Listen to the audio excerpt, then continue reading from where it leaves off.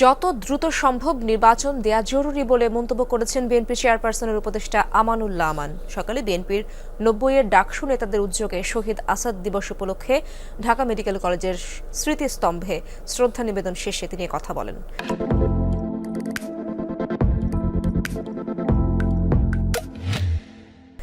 আমানুল্লাহ আমান আরও বলেন, ভোটাধিকারই হল গণতান্ত্রিক অগ্রযাত্রার প্রত্যাশা। বিএনপি ও দেশের মানুষ প্রত্যাশা করে দ্রুত নির্বাচন দেবে অন্তর্বর্তীকালীন সরকার, আর এর মাধ্যমে কায়েম হবে জনগণের সরকার।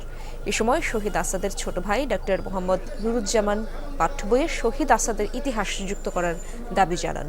শহীদ আসাদের স্মৃতিফলক ও আসাদ গেট সংরক্ষণেরও দাবি জানান তিনি। শহীদ আসাদের পরিবার ছাড়াও বিভিন্ন রাজনৈতিক সংগঠন শহীদ আসাদ স্মৃতিস্তম্ভে পুষ্পার্ঘ্য অর্পণ করেন। আসাদ গেট যেটা, এই আসাদ গেটটাকে সংস্কার করা হোক।